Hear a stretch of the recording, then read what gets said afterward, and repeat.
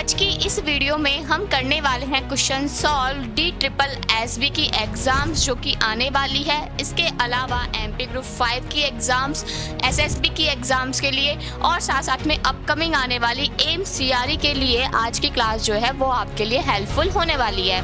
तो इस क्लास को लास्ट तक जरूर देखिएगा। क्वेश्चंस जो होंगे उनके पैटर्न्स आप लोगों को समझ में आएंगे। इसी के साथ में अगर आप लोग अभी तक सुदर्शन पैरामेडिकल के टेलीग्राम चैनल को ज्वाइन नहीं किए हो, उससे जुड़े नहीं हो, तब तक आपको जितने भी यहाँ पे लेक्चर्स हो रहे हैं, जितने भी यहाँ पे वीडियोस हो रही है, उन सब के PDF आपको इसी चैनल पे अवेलेबल होंगे। तो जिस स्टूडेंट ने टेलीग्राम चैनल को ज्वाइन नहीं किया है, पहले एक बार जाओ और टेलीग्राम चैनल को ज्वाइन कर लो। जितने भी वीडियोस के PDF होंगे वो सारे आपको वहाँ पे मिल जाएंगे, तो वहाँ से आप उसको डाउनलोड कर सकते हो। और अगर किसी को प्रॉब्लम आ रही हो तो इस वीडियो के डिस्क्रिप्शन में उसका लिंक मिल जाएगा, वहां पे क्लिक करोगे तो टेलीग्राम चैनल ओपन हो जाएगा, वहां से जाके आप ज्वाइन कर सकते हो।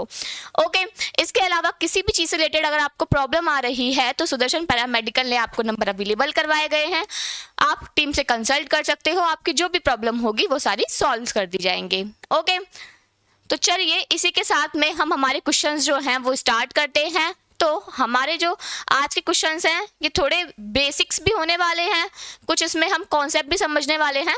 तो स्टार्ट करते हैं। क्वेश्चन पैनल पे, anatomic coils are used in MRI 2, यानी कि MRI में जो एनाटॉमिक कॉइल्स होती हैं उनका यूज किया जाता है। आपके ऑप्शंस है इंक्रीज द SNR, यानी कि SNR को बढ़ाने के लिए। सेकंड है decrease motion artifacts, motion artifacts को कम करने के लिए। थर्ड है इंक्रीज स्कैन स्पीड, स्कैन की स्पीड को बढ़ाने के लिए। और फोर्थ है इंक्रीज द SAR, यानी कि SAR को बढ़ाने के लिए। तो बताइए इसका क्या आंसर होगा। तो देखिए, पहले तो आपको जो MRI जो होते हैं, हम क्या करते हैं कि CT और MRI के जो कंपोनेंट्स होते हैं उनको हम बहुत लाइटली लेते हैं और काफ़ी बार छोड़ के चले जाते हैं कि नहीं पढ़ेंगे इनको, लेकिन आपको इन सारे कंपोनेंट्स को पढ़ के जाना है। ओके, तो ये चीज़ आप लोगों को याद रखनी है। MRI के जितने भी कंपोनेंट्स हैं, चाहे CT के हों, इन सबको आपको पढ़ के ही जाना है।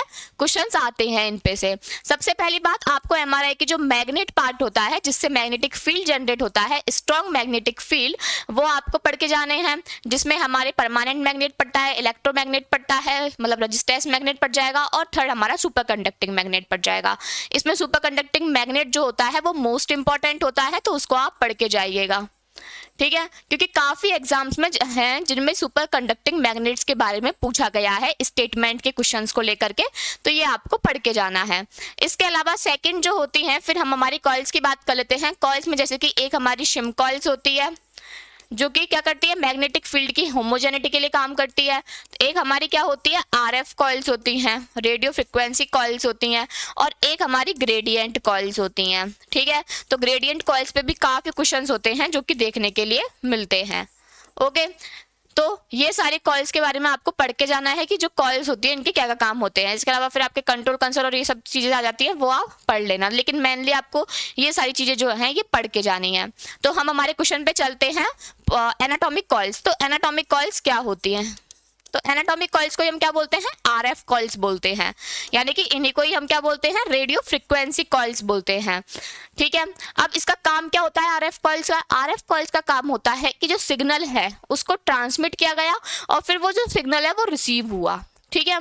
तो ये क्या होती है, RF कॉइल्स होती हैं जहां पे सिग्नल क्या होते हैं, ट्रांसमिट एंड रिसीव होते हैं,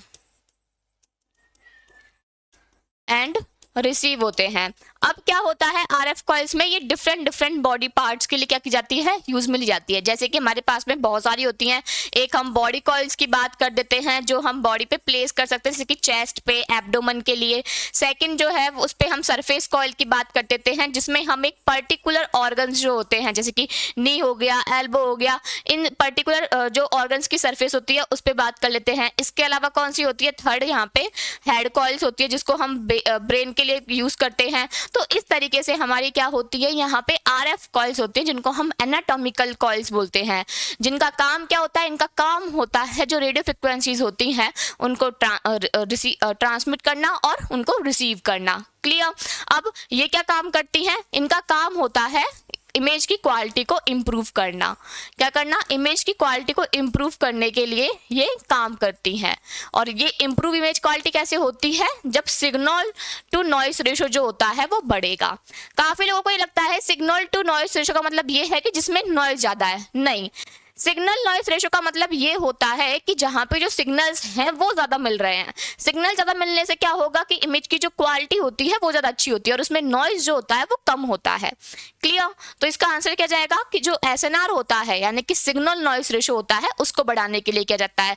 तो ये जो SNR है ना, इसका कॉन्सेप्ट यानी कि नॉइस में आप इसको पढ़ोगे रेडियोग्राफी में, तो इसका कॉन्सेप्ट सब पढ़ लेना। इससे काफ़ी लोग क्वेश्चंस गलत करके आते हैं। Signal noise ratio. क्लियर है बात? चलिए अब हम नेक्स्ट क्वेश्चन की बात करते हैं। नेक्स्ट क्वेश्चन पैनल पे अगला क्वेश्चन है, screen type films having their average gradient is, यानी कि स्क्रीन टाइप की जो फिल्म्स होती हैं उनका एवरेज ग्रेडियंट, औसत ग्रेडियंट कितना होता है? आपके ऑप्शन है 0.5 होता है, सेकंड है 1 होता है, थर्ड है 2 होता है और फोर्थ है कि 3 होता है। बताइए, मतलब A 0.5, B 1, C 2 and D 3। बताइए। तो देखिए, पहली बात तो आपको ये पता होना चाहिए कि यहाँ पे एवरेज ग्रेडियंट क्या होता है। एवरेज ग्रेडियंट को बताओ हम कहाँ पढ़ते हैं? एवरेज ग्रेडियंट को हम पढ़ते हैं H&D कर्व में, जिसको हम कैरेक्टरिस्टिक कर्व कहते हैं। वहां पे हम 3 रीजन पढ़ते हैं, एक हम टो रीजन पढ़ते हैं, एक वहां पे हम स्ट्रेट लाइन पढ़ते हैं और एक हम वहां पे शोल्डर रीजन पढ़ते हैं। क्लियर? तो जो टो रीजन होता है वो वहां पे क्या बताता है? सब कमेंट्स करना कि क्या क्या चीजें हैं, ठीक है? तो टो रीजन जो होता है वो लो एक्सपोजर रीजन को बताता है। जो शोल्डर रीजन होता है ये हाई एक्सपोजर रीजन को बताता है। इसके अलावा अगर हम बात करें किसकी, स्ट्रेट लाइन की, तो ये किसको बताता है? ये कॉन्ट्रास्ट को बताता है। तो स्ट्रेट लाइन किसको बताती है? कॉन्ट्रास्ट को बताती है। और उसी की स्लोप को बताने वाला कौन होता है हमारे पास में? वो होता है एवरेज ग्रेडियंट, ठीक है? अब एवरेज ग्रेडियंट क्या होता है? डायरेक्टली प्रोपोर्शनल होता है कॉन्ट्रास्ट के। तो जितना ज्यादा कॉन्ट्रास्ट होता है उतना ज्यादा क्या होता है? एवरेज ग्रेडियंट होता है। नॉर्मली अगर हम एवरेज ग्रेडियंट को लेकर चलें तो वो कितना होता है? 2.5 से 3.5 के बीच होता है, ठीक है? लगभग इतना होता है। अगर इसी में ही हम क्या करें, बेस प्लस फॉक फिल्मों की बात कर लें तो उनके लिए ये अमाउंट कितनी हो जाती है? 0.5 से लेकर के 2 हो जाती है, ठीक है? अच्छा, तो ये एवरेज ग्रेडियंट कितना होता है? 2.5 से लेके 3.5 तक का होता है। तो इसको हम अप्रोक्सली, मतलब अब देखो ना, तो हमें 2.5 ऑप्शन में दिया गया है ना 3.5 दिया गया है, तो हम इसका बीच का मान लेंगे, कितना मान लेंगे? 3 मान लेंगे, ठीक है? ओके, चलिए नेक्स्ट क्वेश्चन।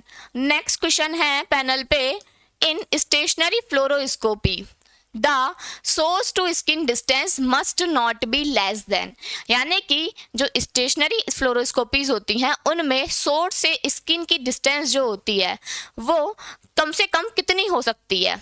फर्स्ट ऑप्शन है 25 सेंटीमीटर, सेकंड है 38 सेंटीमीटर, थर्ड है 10 सेंटीमीटर और फोर है 15 सेंटीमीटर। आप लोगों को पता ही होगा कि ऐसे जो क्वेश्चंस होते हैं, SSD का पूछ लिया, OID का पूछ लिया, ऐसे क्वेश्चंस एग्जाम्स में पूछे जाते हैं। 1 या 2 क्वेश्चंस देखने के लिए मिल सकते हैं ऐसे। तो देखिए, फ्लोरोस्कोपी के बारे में तो सब जानते ही हैं कि फ्लोरोस्कोपी क्या होती है। रियल टाइम इमेजिंग होती है जिसमें टेम्पोरल रिजोल्यूशन की हम बात करते हैं, जिसमें हम डायनामिक इमेजिंग की बात करते हैं। अब इसमें हम बात करते हैं किसकी? स्टेशनरी फ्लोरोस्कोपी की, यानी कि फिक्स्ड फ्लोरोस्कोपी की हम इसमें बात करते हैं।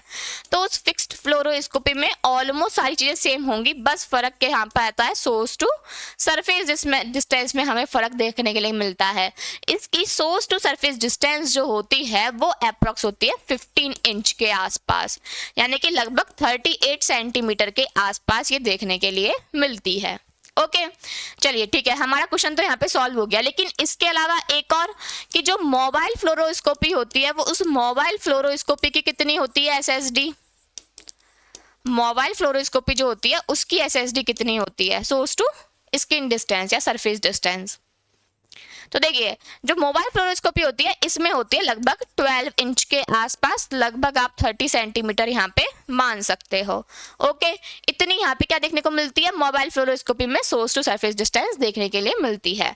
तो अगर आपने अभी तक ये चीज़ नोट्स में नहीं लिखी है तो इसको नोट कर लीजिएगा, बाई चांस अगर एग्जाम में आ जाए तो आपको पता होनी चाहिए। ओके, चलिए अब हम नेक्स्ट क्वेश्चन की बात करते हैं। नेक्स्ट क्वेश्चन है the use of carbon granules thus blank photographic unsharpness but blank the speed of the screen। यानी कि कार्बन ग्रेन्यूल्स का आपको यूज करना है, ठीक है, लेकिन अब इससे क्या होगा, फोटोग्राफिक अनशार्पनेस पे क्या इफेक्ट पड़ेगा और जो फिल्म स्क्रीन की जो स्पीड है उसको क्या इफेक्ट पड़ेगा। फर्स्ट ऑप्शन आपको दे रखा है कि अनशार्पनेस कम होगी और स्पीड भी कम होगी। सेकंड है अनशार्पनेस बढ़ेगी और स्पीड भी बढ़ेगी।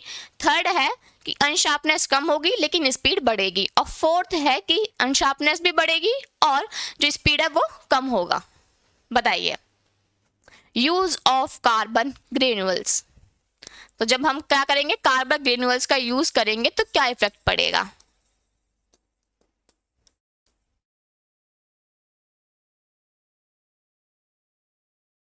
बताइएगा, ठीक है। तो देखिए अगर हम कार्बन ग्रेन्यूल्स का यूज करते हैं तो ये क्या करता है, ये लाइट स्प्रेड जो होता है, क्या होता है, लाइट स्प्रेड जो होता है उस लाइट स्प्रेड को कम करने का काम करता है। यानी कि जो लाइट स्प्रेड हो रही है ना उसको कम करेगा, यानी कि जितना हो सकता है ना उतनी लाइट को क्या करता है, एब्जॉर्ब करने का काम करते हैं। तो जितना ज़्यादा एब्जॉर्प्शन का काम करते हैं तो वहाँ पे लाइट स्प्रेड कम हो जाता है। अगर लाइट स्प्रेड कम होगा यानी कि एजेस पे क्या नहीं जा पा रही है, लाइट्स प्रॉपरली नहीं जा पा रही है, तो जो अनशार्पनेस होगी वो वहाँ पे क्या हो जाएगी, कम हो जाएगी, ठीक है। तो लाइट स्प्रेड जो होता है उसको कम करता है, जिससे कि जो क्या होती है हमारी लो क्वालिटीज की इमेज होती हैं जो खराब करेंगी उसको, मतलब लो हमारी एक्स बीम्स होंगी जो उस चीज को खराब करेंगी उसको क्या करती हैं, कम करने का ट्राई करती हैं। और उसकी वजह से क्या आती है, जो अनशार्पनेस होती है वो कम हो जाती है। तो अनशार्पनेस कम हो जाती है।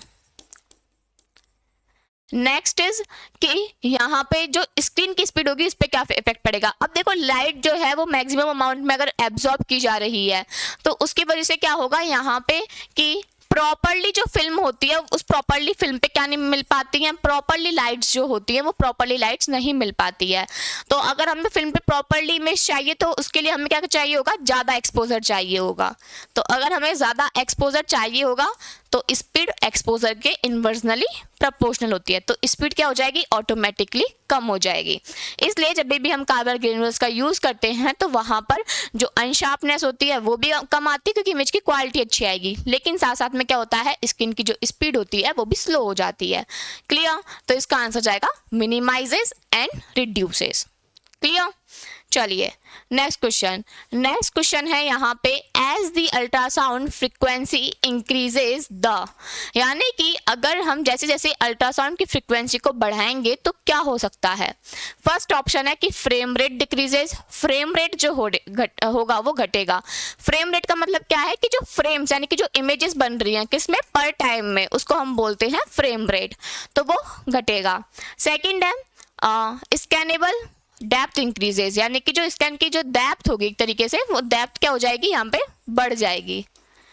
यानी कि जिस भी टिश्यू को हमें स्कैन करना है वहां पे क्या हो रहा है, हम डीपली यानी कि एक जो डीप स्ट्रक्चर है उसको हम क्या कर रहे हैं, वहां पे ट्रीट कर रहे हैं। ओके, थर्ड है इमेज लेटरल रिजोल्यूशन डिक्रीजेज, यानी कि जो लेटरल रिजोल्यूशन होता है इमेज का वो कम होगा।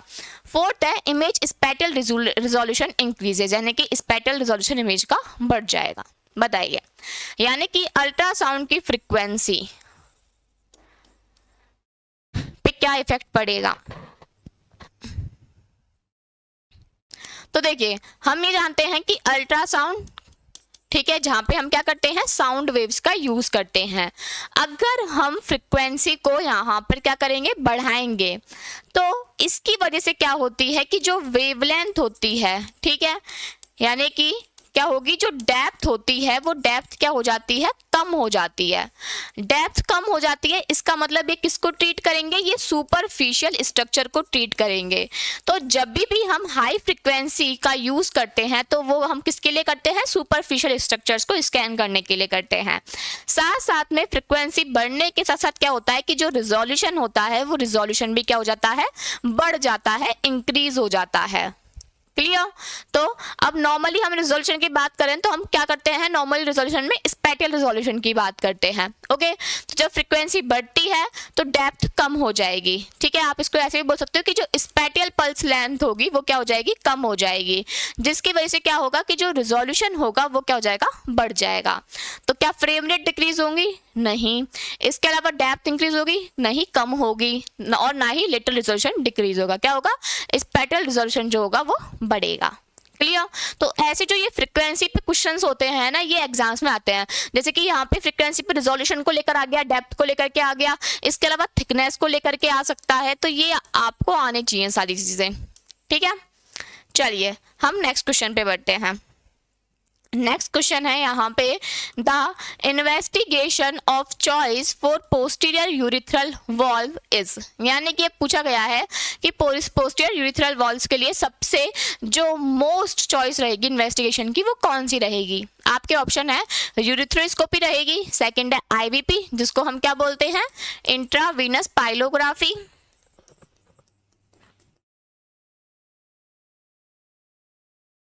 थर्ड ऑप्शन है रेट्रोग्रेड सिस्टोयूरिथ्रोग्राम यानी कि आरजीयू, और इसके अलावा अगर हम बात करें तो मिक्चुरेटिंग सिस्टोयूरिथ्रोग्राम एमसीयू। बताइए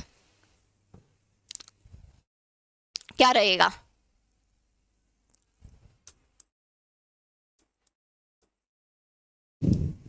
पोस्टीरियर यूरिथ्रा वॉल्व को अगर ट्रीट करना है तो यानी कि उसको इन्वेस्टिगेट करना है तो देखिए हमारे पास दो तरीके के इन्वेस्टिगेशन होते हैं, एक होता है आरजीयू और एक होता है कौन सा, एमसीयू। तो जब भी बात इस तरीके से आती है कि पोस्टीरियर वॉल्व्स जो होते हैं, पोस्टीरियर यूरिथ्रा जो होता है उसके इन्वेस्टिगेशन के लिए हम क्या यूज करते हैं, उसके लिए यूज करते हैं एमसीयू का। और अगर एंटीरियर यूरिथ्रा की बात आती है तो उसके लिए क्या करते हैं, आरजीयू के बारे में बात करते हैं, उसकी इन्वेस्टिगेशन करते हैं। क्लियर। तो इसका आंसर क्या जाएगा यहाँ पे, मिक्चुरेटिंग सिस्टोयूरिथ्रोग्राम, जिसमें ब्लैडर की और साथ साथ में हम पोस्टीरियर यूरिथ्रा के इन्वेस्टिगेशन के लिए इसको यूज करेंगे। क्लियर।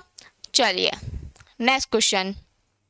नेक्स्ट क्वेश्चन है, striker view is done for, यानी कि जो स्ट्राइकर व्यू है वो किया जाता है, यानी कि मैंने पहले भी आपको बताया है कि जो व्यूज होते हैं उनका नाम दे करके कि पूछ सकते हैं कि बताइए ये किस ऑर्गन के लिए की जा रही है, या फिर ऑर्गन का नाम दे के पूछ सकते हैं कि बताइए इसके लिए मोस्टली किया जाने वाला जो सबसे बेटर एग्जामिनेशन है या व्यू है वो कौन सा हो सकता है। क्लियर। तो स्ट्राइकर व्यू किसके लिए किया जाता है, रिस्ट के जॉइंट के लिए, नी जॉइंट के लिए, एंकल जॉइंट के लिए या शोल्डर जॉइंट के लिए, बताइए।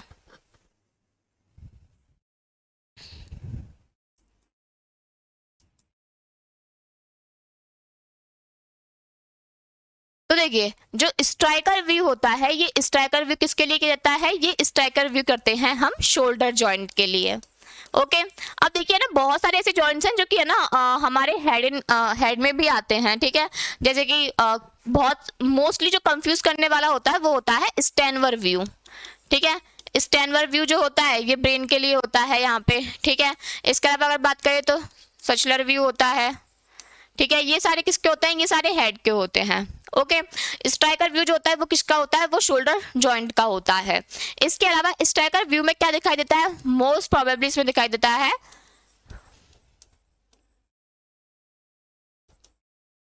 हॉल सर्च डिफेक्ट दिखाई देता है, जो किसमें दिखाई देता है हमें, पोस्टीरियर लेटरल ह्यूमरस हेड में। क्लियर। तो उसके लिए हम कौन सा एग्जामिनेशन करते हैं, स्ट्राइकर व्यू करते हैं। तो आंसर जाएगा क्या, शोल्डर जॉइंट। Next question. अच्छा, क्वेश्चन से पहले आपके लिए एक रिमाइंडर है यहाँ पे वही कि ऑल रेडियोग्राफर वैकेंसीज की जो स्टूडेंट्स तैयारी कर रहे हैं और जो स्टूडेंट्स सुदर्शन पैरामेडिकल के यूट्यूब चैनल से जुड़े हुए हैं अभी तक, तो अगर आपको कोई ऐसा है कि हाँ हमें वीडियो लेक्चर्स चाहिए प्रॉपर्ली हमें क्लासेस चाहिए, तो उसके लिए हमने कोर्स अवेलेबल आप लोगों के लिए कराया है, जिसमें आपको वीडियो लेक्चर्स मिलेंगे, उन सब के आपको पीडीएफ्स मिलेंगे। इसके अलावा वहाँ पे आपको शॉर्ट चार्ट क्लासेस देखने के लिए मिलेंगी। और ये जितने भी पूरा का पूरा जो कोर्स होगा ये आपको हिंदी और इंग्लिश दोनों ही मीडियम में अवेलेबल कराया गया है, यानी कि बाइलिंगुअल आपके लिए अवेलेबल है। तो आप वहाँ पर जाकर एक बार इनरोल कर सकते हो। साथ में अगर आपको ऐसा है कि नहीं, हर किसी को रहता है कि पहले हम पूरी जांच कर लेंगे, मतलब पूरा देख लेंगे क्या सीन है, तो आपके लिए वहाँ पे डेमो क्लासेस भी अवेलेबल करवाई गई हैं, वहाँ पर जाकर के आप चेक कर सकते हो। इसी के साथ में अगर आप इस कोर्स को परचेज करते हो, इसमें एनरोल करते हो, तो आपके लिए ये जो बुक होगी जिसमें हमारे 25 पेपर्स हैं, एमसीक्यूज हैं प्रीवियस ईयर्स के, जो आपको यहाँ पे इसका इंडेक्स देखने के लिए मिल रहा होगा, इसमें 25 पेपर्स हैं, वो बुकलेट आपको फ्रीली घर पर अवेलेबल करा दी जाएगी। इसके साथ में अगर आपको किसी भी चीज़ से रिलेटेड कोई क्वेरी आती है तो ये कॉन्टैक्ट नंबर आपको अवेलेबल कराया गया है, आप यहाँ पर एक बार टीम से कंसल्ट कर सकते हो, टीम से पूछ सकते हो। ओके, अगर आपको कोई चीज़ समझ में नहीं भी आ रही है, आप कंफ्यूजन में हो, तो भी आप एक बार कॉल कर सकते हो, वहाँ पर आपकी जो भी प्रॉब्लम होगी वो सॉल्व कराने का ट्राई करेंगे। ओके, तो चलिए एक बार आप ज़रूर इनरोल करना, ज़रूर एक बार आप लोग जाकर देखना कि किस तरीके की क्लासेस जो हैं वहाँ पे आपको अवेलेबल कराई गई हैं। चलिए नेक्स्ट क्वेश्चन की बात करते हैं हम। नेक्स्ट क्वेश्चन है Waters view is also known as, यानी कि वाटर्स व्यू जो होता है उसको क्या नाम से कहा जाता है, यानी कि उसका एडिशनल नेम क्या हो सकता है। फर्स्ट है occipito mental view, acanthio mental view, skull या फिर पेरी ऑर्बिटल, बताइए।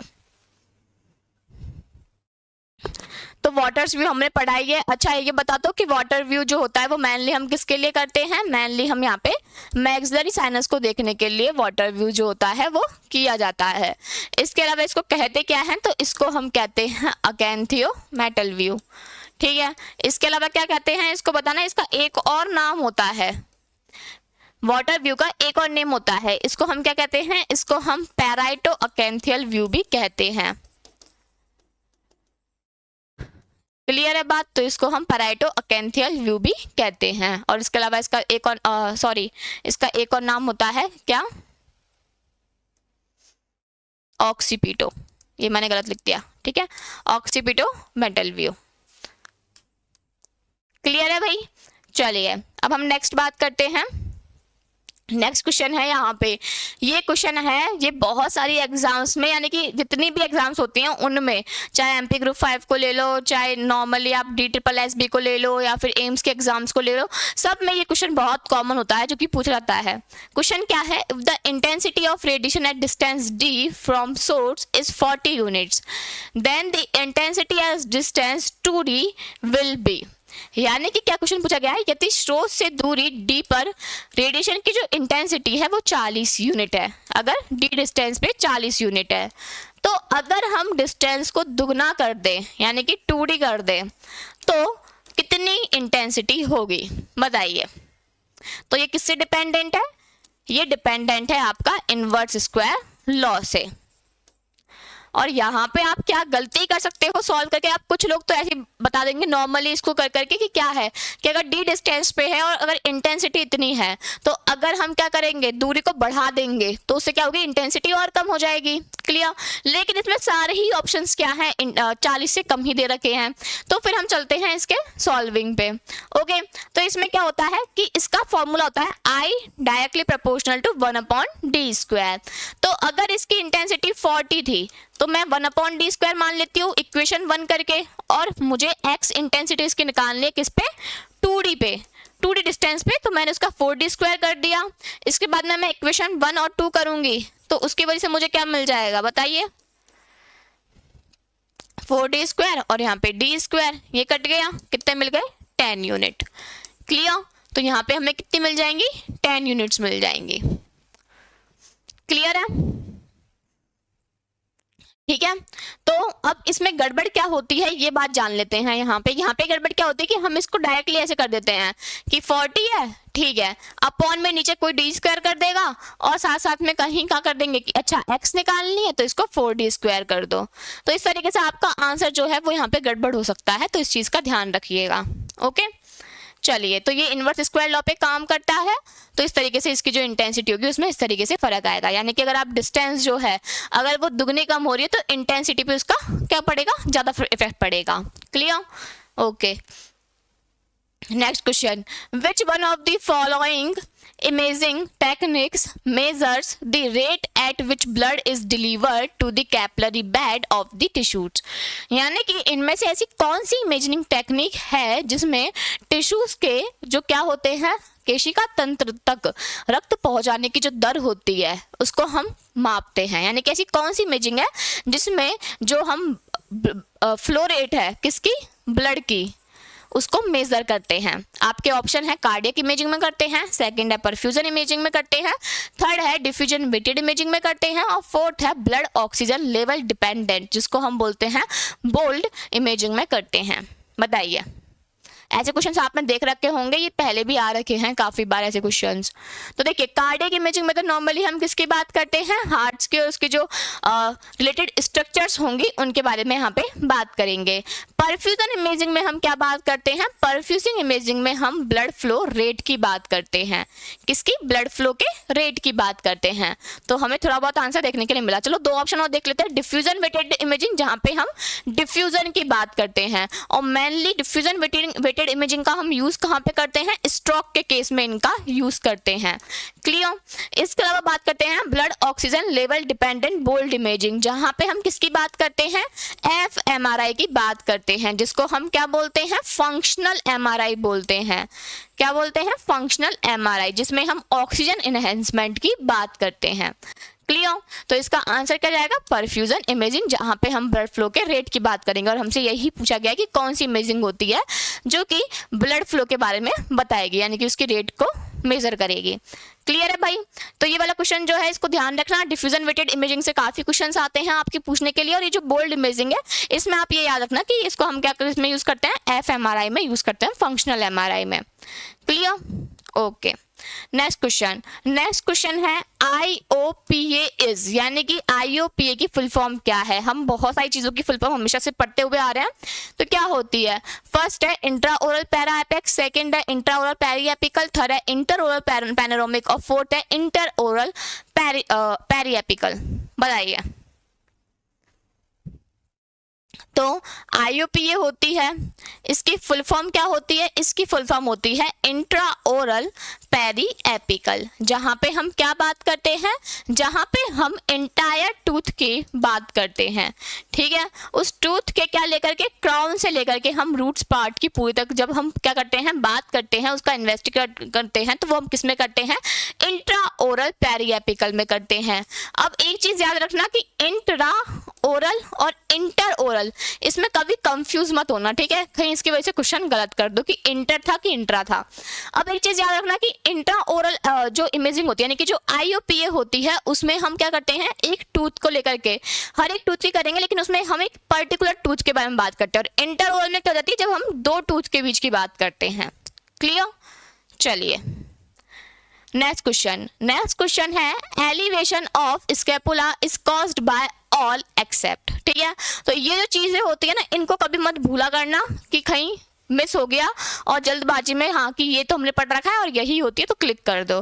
फर्स्ट ऑप्शन आपको मैक्सिमम गलती कराने के लिए ऐसा ही मिलेगा। क्वेश्चन है स्कैपुला का जो एलिवेशन होता है वो निम्न में से सभी के द्वारा होता है सिवाय किसको छोड़ करके। फर्स्ट है टर्पेजियस को, सेकंड है लेवेटर स्कैपुली को, थर्ड है लैटिस्मस डॉर्सी को और फोर्थ है रोम्बॉइड मेजर को। बताइए। तो ये सारी चीजें आपको पढ़नी पड़ेंगी। ठीक है, टर्पेजियस जो होती है ये क्या होती है, पढ़ा होगा ये तो, ठीक है। और ऐसे क्वेश्चंस जो थे ये आपको अपनी बुक में भी, जो ये वाली बुक है इसमें देखने के लिए मिलेंगे, टर्पेजियस के काफी क्वेश्चंस हैं जिसमें। ठीक है, तो टर्पेजियस होती है, सबसे पहली बात तो ये है कि इसमें क्या होती है, डबल नर्व सप्लाई होती है। बिल्कुल, ये मसल जो होती है इसमें क्या होती है, डबल नर्व सप्लाई होती है। ये भी इसका एक अच्छा पॉइंट है, तो ये भी आप याद रखना। ओके। तो देखिए टर्पेजियस जो होती है वो मूवमेंट्स में काम करेगी, यहाँ पे बिल्कुल एलिवेशन में लेविटर स्कैपुलाई भी बिल्कुल हेल्पफुल होगी और लैटिसमस डॉर्सी भी हेल्पफुल होती है। कौन सी हेल्पफुल नहीं होती है? रोम्बॉइड जो मेजर होती है वो यहाँ पे हेल्पफुल नहीं होती है स्कैपुला के एलिवेशन के लिए। क्लियर? चलिए, तो इसको आप पढ़ना है, यहाँ पे ट्रेपेजियस मसल जो है वो इंपॉर्टेंट है। Next question, heat is dissipated in most of the x-ray tubes by, यानी कि मोस्टली जो एक्से ट्यूब्स होती हैं इसमें हीट का जो डिसिपेटेशन होता है वो होता है। ऐसा क्वेश्चन आपके DSSB में भी पूछा गया है, शायद 2019 में पूछा गया था, तो इस चीज को ध्यान रखना, ठीक है। बुक्स में भी ये वाली जो बुक है इसमें कम से कम बहुत बार क्वेश्चन पूछा गया है काफी एग्जाम्स में, तो इसका ध्यान रखना। फर्स्ट है कंडक्शन एंड कन्वेक्शन, सेकंड है कन्वेक्शन एंड रेडिएशन, थर्ड है कंडक्शन एंड रेडिएशन और फोर्थ है कंडक्शन, कन्वेक्शन एंड रेडिएशन।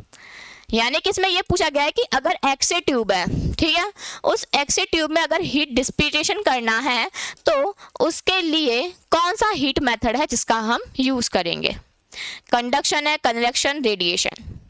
तो सबको पता है कि हमारे पास में हीट ट्रांसफर के 3 मेथड होते हैं। कौन कौन से? एक कंडक्शन, एक कन्वेक्शन और तीसरा रेडिएशन। क्लियर? अब हमसे ये चीज पूछी गई है कि जो एक्से ट्यूब होती है उसमें क्या होता है, तो हमें ये बहुत अच्छे से पता है कि कैथोड्स जो होते हैं वो इलेक्ट्रॉन्स को इजेक्ट करते हैं और एनोड पर जाके बार बार टकराते हैं, ठीक है। तो वो क्या करते हैं, एनोड वाले जो पार्ट होता है उसको बार बार क्या करते हैं, सॉलिड पार्ट से जाके टकराते हैं और वहां से क्या बनती है, फिर एक्सेस बनती है और हीट डिसिपेट होती है, यानी कि हीट बाहर निकलती है, ठीक है। तो बिल्कुल कंडक्शन हो गया। इसके अलावा हम उसको ठंडा करने के लिए क्या करते हैं, कूलिंग सिस्टम, ऑयल्स वगैरह और इन सबका यूज करते हैं। तो ये हो गए हमारे कन्वेक्शंस में। और जो फॉर्म निकलती है वहां पे वो किस के फॉर्म में निकलती है, रेडिएशन के फॉर्म में निकलती है, ठीक है, ग्लास एनवलप के अंदर, ठीक है। तो वो क्या होती है, रेडिएशन के फॉर्म में निकलती है। तो तीनों ही मेथड यहाँ पे क्या लेते हैं, हम यूज में लेते हैं। अच्छा, अगर इसमें क्वेश्चन ये आता कि बताइए रोटेटिंग एनोड एक्से ट्यूब में आप किस मेथड का यूज करोगे, पर्टिकुलरली आपसे रोटेटिंग एनोड के बारे में पूछा जाता कि उसमें कौन सा डिसिपेशन मेथड यूज करोगे आप, तो वहां पे हम कौन सा यूज करते हैं, वहां पे हम यूज करते हैं रेडिएशन मेथड। क्लियर है? तो मोस्टली जो यूज होने वाला होता है वो तो रेडिएशन ही होता है, रेडिएशन के फॉर्म में निकलती है। लेकिन अगर हम नॉर्मली देखा जाए तो तीनों ही पार्ट जो होते हैं उनमें तीनों मेथड्स में जो होती है वो डिसिपेट होती है। क्लियर? लेकिन रेडिएशन के फॉर्म में सबसे ज्यादा डिसिपेट होगी। नेक्स्ट क्वेश्चन है, compression in mammography is due to, mammography में जो कंप्रेशन है उसका कारण क्या है? फर्स्ट है इम्प्रूव स्पेटियल रिजोल्यूशन, सेकंड है इम्प्रूव कॉन्ट्रास्ट रिजोल्यूशन, थर्ड है रिड्यूस पेशेंट डोज को कम करने के लिए और फोर्थ है ऑल ऑफ दी अबव। बताइए। तो देखिए मैमोग्राफी जो होती है उसमें हम क्या करते हैं, उसमें हम अर्ली ब्रेस्ट कैंसर्स को डिटेक्ट करने के लिए, माइक्रो कैल्सिफिकेशंस को डिटेक्ट करने के लिए मैमोग्राफी टेक्निक का यूज करते हैं। क्लियर? अब इसमें हम क्या करते हैं, कंप्रेशन करते हैं, कंप्रेस करते हैं, और उस कंप्रेशन के लिए हम यूज करते हैं लेग्जिन प्लेट को, जिसको हम बोलते हैं कंप्रेशन पैडल। क्या बोलते हैं, कंप्रेशन पैडल। अच्छा, इसका मेन का फंक्शन क्या होता है, तो इसका मेन काम ये होता है कि जिस रीजन को जितनी डोज मिलनी चाहिए वो उतनी ही डोज ले।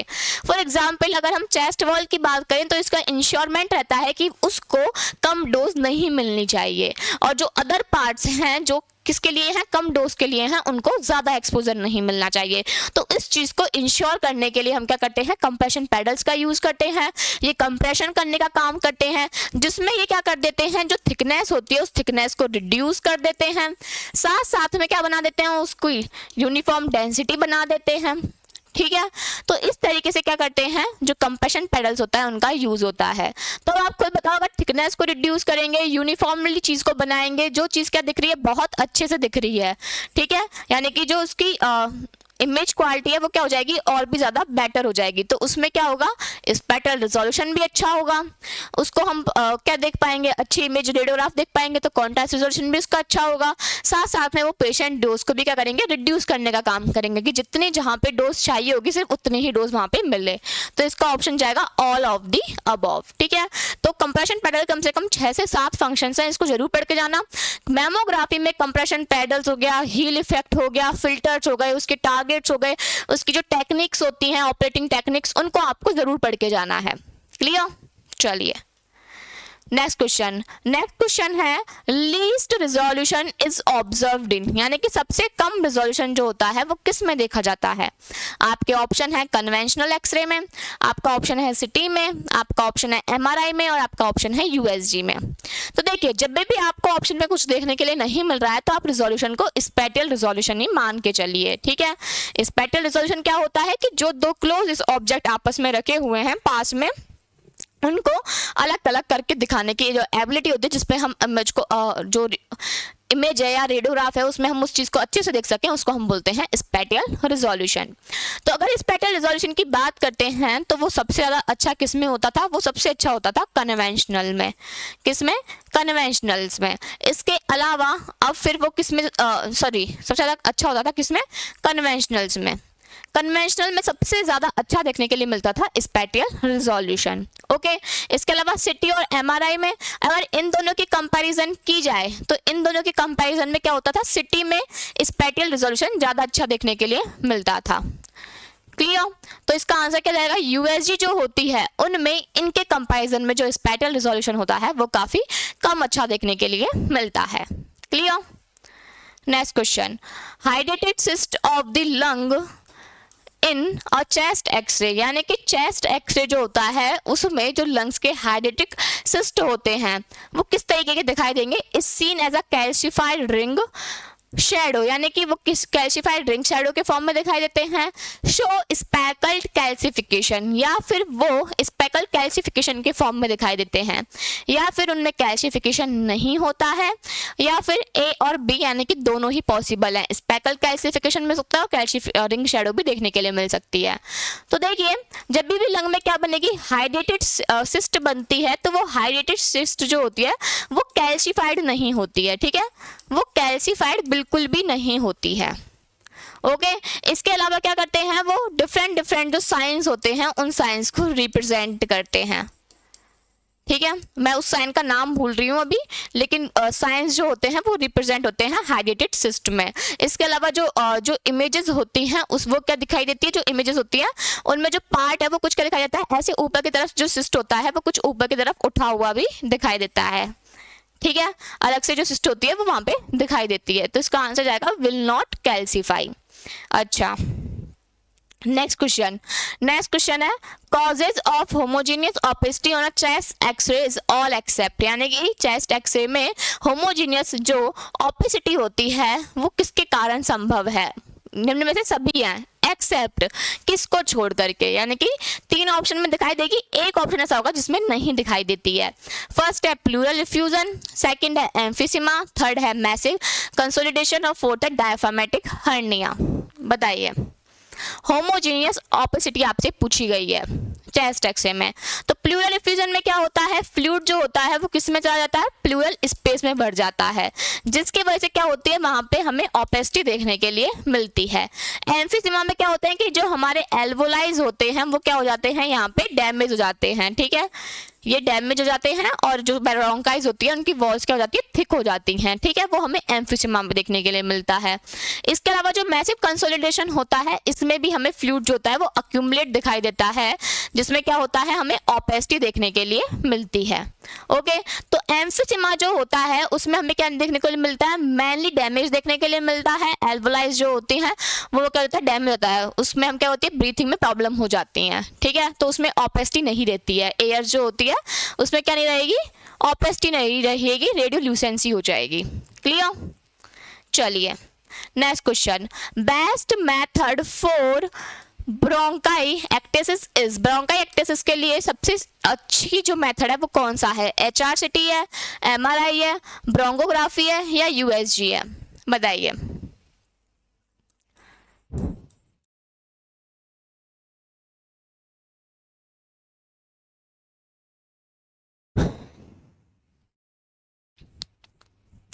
तो देखिए हम ब्रोंकाई एक्टेसिस की बात करते हैं जिसमें जो ब्रोंकियोल्स होते हैं उनकी वॉल्स जो होती है वो क्या हो जाती हैं, डायलेटेड हो जाएंगी, वाइड हो जाएंगी, हमें क्या देखने को मिलेंगी, वाइड देखने को मिलेंगी। ओके, तो उनमें क्या हो जाती है, उनकी जो वॉल्स होती है वो वाइड हो जाती है, थिक हो जाती हैं उनकी वॉल्स, तो उनको देखने के लिए जो सबसे अच्छी टेक्निक्स होती हैं उसका हम कौन सी का यूज़ करते हैं, HRCT जो होती है, हाई रिजोल्यूशन कंप्यूटेड टोमोग्राफी का हम मेनली यहाँ पे यूज़ करते हैं देखने के लिए। क्लियर? ओके, ना तो हम MRI का यूज़ करते हैं यहाँ पे, इसके अलावा ना ही हम ब्रोंकोग्राफी का और ना ही USG का यूज़ करते हैं। क्लियर? चलिए next question, where is the CR for an PA oblique hand projection, यानी कि PA ऑब्लिक हैंड प्रोजेक्शन है तो उसमें जो CR होगी वो कहाँ दी जाएगी। ऐसा भी क्वेश्चन आपको एग्जाम में देखने के लिए मिलता है। ठीक है, इसके ऑप्शन दे रखे हैं कि perpendicular to the third metacarpal phalangeal joint. ठीक है, यानी कि जो मेटाकार्पल फेलेंजियल जॉइंट होता है थर्ड वाला, उस पे perpendicular parallel to the third क्या फेलेंजियल इंटरफेलेंजियल जॉइंट पे, थर्ड फेलेंजियल इंटरफेलेंजियल जॉइंट के parallel perpendicular to the first MCP joint metacarpal phalangeal first joint के यहाँ पे, या perpendicular to the fifth metacarpal phalangeal joint पे। बताइए, तो देखिए PA हो गया, ऑब्लिक हो गया, ये तो हैंड के नॉर्मल हैं। इसके अलावा आपको PA ऑब्लिक और जैसे कि एक वो होता है नॉर्गार्ड, ठीक है, बॉल एंड कैचर जिसको हम बोलते हैं। इसके अलावा एक आपको स्किपवर्ड का याद करना पड़ेगा यहाँ पे, अल्नर डेविएशन। तो ये सारी चीज़ें जो हैं वो आपको याद होनी चाहिए यहाँ पे। ठीक है, तो PA ऑब्लिक हैंड में जो CR होती है वो कहाँ पे दी जाती है, वो दी जाती है थर्ड मेटाकार्पल फेलेंजियल जॉइंट के परपेंडिकुलर। क्लियर?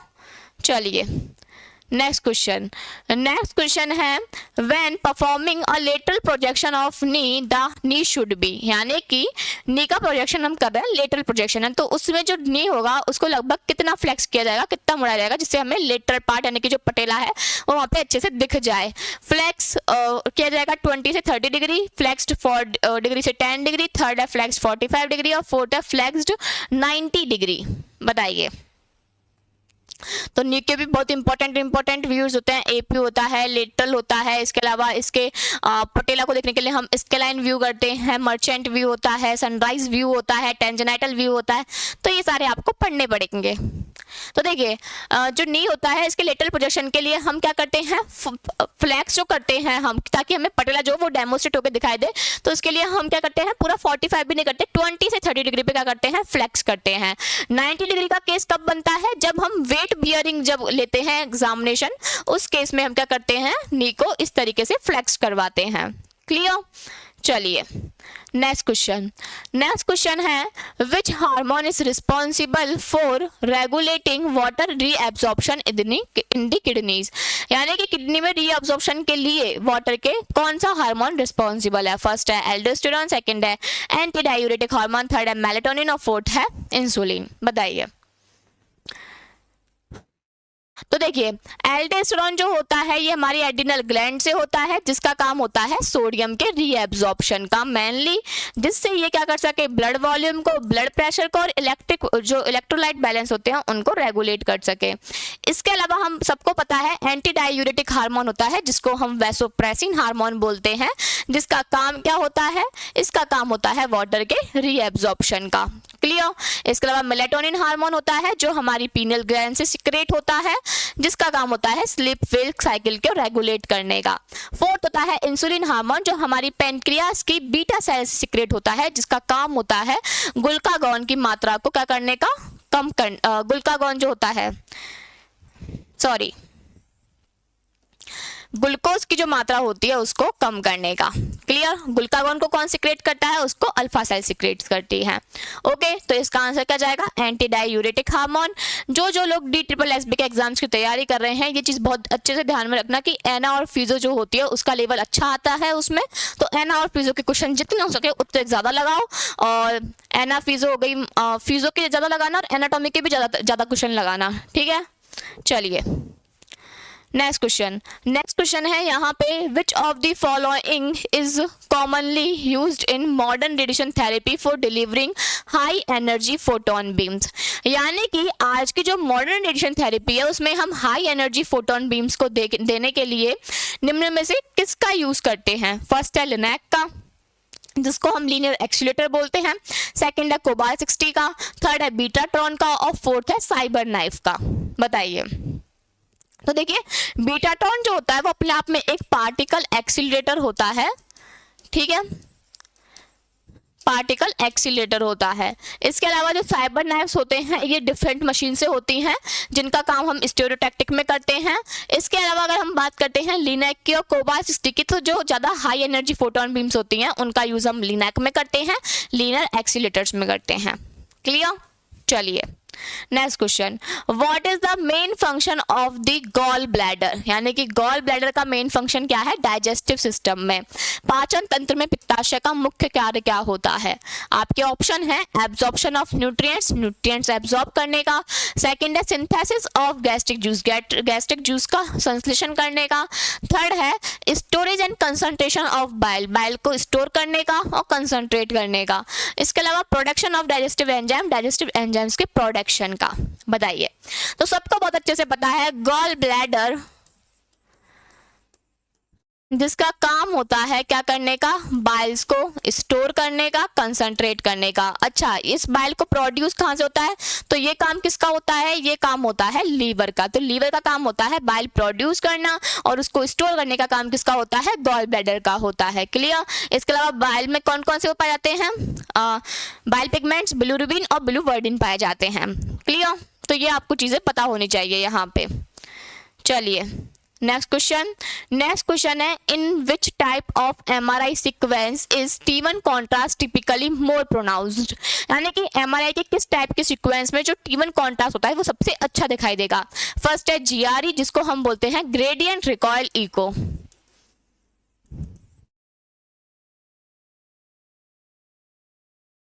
थर्ड है आपके फास्ट स्पिन इको, सेकंड है और थर्ड है स्पिन इको, फोर्थ है IR यानी कि इन्वर्जन रिकवरी। बताइए किस में दिखाई देता है? आपसे क्वेश्चन वापस पढ़ना। क्वेश्चन ये पूछा गया है आपसे कि आपको जो T1 कॉन्ट्रास्ट होगा वो T1 कॉन्ट्रास्ट से सबसे क्लियरली किस में दिखाई देगा, ये आपको बताना है सीक्वेंसों में से। तो देखिए T1 कॉन्ट्रास्ट जहां पे हम बात करते हैं T1 इमेजिंग की, जहां पे हम शॉर्ट TE की, इसके अलावा शॉर्ट TR की बात करते हैं। क्लियर? इसके अलावा अगर हम बात करते हैं यहाँ पे तो जो T1 कॉन्ट्रास्ट होती है इसमें जब हम स्पिन इको होता है उस स्पिन इको में हमें इसका जो कॉन्ट्रास्ट होता है वो सबसे ज़्यादा क्लियरली देखने के लिए मिलेगा, क्योंकि इसमें ये होता है कि जो अगर हम TR का यूज़ कर रहे हैं तो TR इसका क्या होता है, एक खुद का एक फैक्टर होता है, यानी कि इसका एक कैरेक्टर होता है जो T1 वेटेड इमेज को बताता है, और TE T2 का होता है। लेकिन यहाँ पे क्या है, TE शॉर्ट है तो ये T2 के कॉन्ट्रास्ट को मिनिमाइज करने का यहाँ पे काम करता है। तो स्पिन इको सीक्वेंस जो होता है उसमें हमें जो T1 कॉन्ट्रास्ट होता है वो सबसे अच्छा देखने के लिए मिलता है। अगर स्पिन इको ऑप्शन नहीं जाता इसका तो मतलब होता है इसमें, तो फिर हम इसका आंसर क्लिक करते ग्रेडियंट रिकॉइल इको, जिसमें हमें फास्टेड इमेज जो होती हैं वो देखने के लिए मिलती हैं। क्लियर? चलिए नेक्स्ट क्वेश्चन है यहाँ पे, what does the term goniometer refer to in the context of x-ray equipment, यानी कि एक्सरे इक्विपमेंट के रेफरेंस में गोनियोमीटर जो शब्द है वो किसके लिए यूज किया जाता है? आपके ऑप्शन है a tool for aligning the x-ray tube and image receptor, यानी कि एक टूल है जो कि एक्सरे ट्यूब और इमेज रिसेप्टर को अलाइन कर रहा है। एन इंस्ट्रूमेंट फॉर कॉलिमिनेशन, या फिर एक इंस्ट्रूमेंट जो कि कॉलिमिनेशन यानी कि जो साइज है एक्सरे बीम की उसको साइज और शेप को एडजस्ट करने में काम कर रहा है। A device for measuring device, जो डोज को मेजर करने का काम करता है, जिसके लिए हमारे पास ऑलरेडी अलग अलग टाइप के डोजीमीटर्स प्रेजेंट होते हैं। A component for beam filtration, जिसके लिए क्या करता है, बीम को फिल्टर करने वाला कंपोनेंट, जिसके लिए हमारे पास में ऑलरेडी क्या होते हैं, फिल्टर्स प्रोवाइड होते हैं। तो इन तीनों के डिवाइस हमारे पास में ऑफकोर्स प्रोवाइड होते हैं अलग से, तो ये गोनियोमीटर इस ऑप्शन को यहाँ पे बताता है। अच्छा, अब गोनियोमीटर होता क्या है इसके बारे में थोड़ा जान लेते हैं। ठीक है, ये वर्ड हो सकता है काफी लोगों ने सुन रखा हो, काफी लोग आज सुन रहे हो। तो देखिए क्या होता है कि गोनियोमीटर जो होता है इसका यूज हम करते हैं एंगल्स जब इमेजिंग होती है हैं उनको लेने के लिए। अगर कोई जॉइंट्स हैं अगर वो क्या है 20 डिग्री पे 30 डिग्री पे इस एंगल में अगर अलाइंस होते हैं तो उन एंगल्स के इमेजेस के लिए, उन जॉइंट्स के इमेजिंग के लिए जो एंगल्ड हैं उनके लिए हम गोनियोमीटर्स का यूज करते हैं। क्लियर? तो अ टूल फॉर अलाइनिंग द, अब यहाँ पे अगर कभी एंगल्ड वर्ड आ जाए तो वो भी सही है क्योंकि एंगल्स पे लिया जाता है, जॉइंट्सों को देखने के लिए लिया जाता है एक्स-रे ट्यूब और रिसेप्टर के अलाइनमेंट को देखने के लिए कि एक्स-रे ट्यूब जो है वो इमेज रिसेप्टर जहाँ पे हमें फिल्म मिलने वाली है, ठीक है, उसमें जो फिल्म मिलेगी और जिस भी टिश्यू की मिलने वाली है उससे एक्स-रे ट्यूब कितने एंगल में दी जा रही है, उस एंगल इमेजिंग के लिए हम क्या करते हैं, यहाँ पे गोनियोमीटर का यूज करते हैं। ओके, ठीक है। इसी के साथ साथ आपकी जो क्लास है वो यहाँ पे ख़त्म होती है। तो वापस से आप लोगों के लिए वही सेम है कि अगर आप लोग अभी भी सोच रहे हैं कि किसके साथ आपको तैयारी करनी है, क्या क्या आपको करना है, आपको सिलेबस समझ में नहीं आ रहा हो, तो आपके लिए एक बार आप जा करके इंस्टॉल कर करके सुदर्शन पैरामेडिकल का जो चैनल है, जो ऐप है, वहाँ पर जाकर आप देखिए, एक बार आप इंस्टॉल करिए और आपको चीज़ें जो होंगी वो ऑलमोस्ट समझ में आने स्टार्ट हो जाएंगी कि क्या हो रहा है। अगर आपको कोई भी क्वेरी होती है तो कॉन्टैक्ट नंबर आपको अवेलेबल कराया गया है, वहाँ से आप कांटेक्ट कर सकते हो। इसी के साथ साथ में इस वीडियो को आप अपने दोस्तों के साथ में शेयर कर देना और अगर आपको वीडियो अच्छी लगी हो तो उसको लाइक कर देना और आप बता सकते हो कि आपको और कौन कौन से टॉपिक्स हैं जिन पे क्लास चाहिए होगी, तो आप लोग बिल्कुल कमेंट्स कर सकते हो, ठीक है। इसके साथ साथ में अगर आप लोगों ने अभी तक चैनल को ज्वाइन नहीं किया है, जिन्होंने सब्सक्राइब नहीं किया है, एक बार जाओ और सब्सक्राइब कर लो, साथ साथ में बेल आइकन को प्रेस कर देना। जब भी क्लासेस होती रहेंगी तो आपको नोटिफिकेशंस मिलते रहेंगे, ठीक है। तो चलिए मिलेंगे नेक्स्ट क्लास में। Thank you.